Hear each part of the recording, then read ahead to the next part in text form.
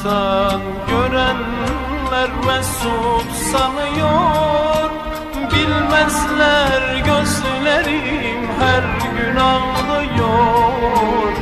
İçimde dinmeyen yaram kanıyor, bir meçhule döndü benim hayatım, bir meçhule döndü benim hayatım.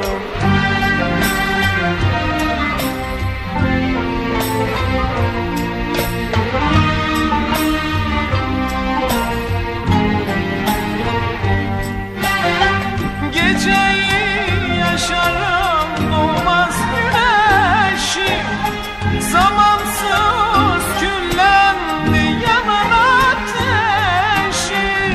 Geceyi yaşarım doğmaz güneşim, zamansız küllendi yanan ateşim. Yarına çıkar mı bilmem gidişim, zamansız sarardı benim hayatım, mevsimsiz sarardı benim hayatım.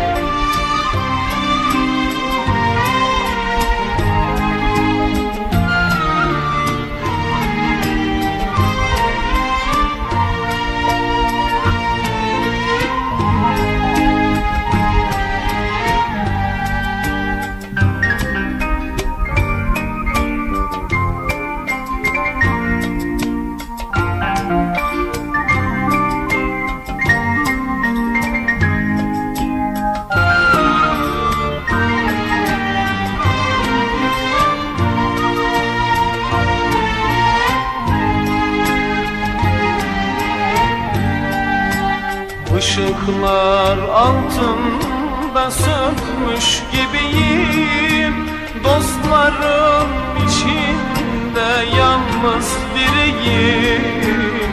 Bilinmez yollara girmiş gibiyim, nerede bitecek benim hayatım, nerede bitecek benim hayatım.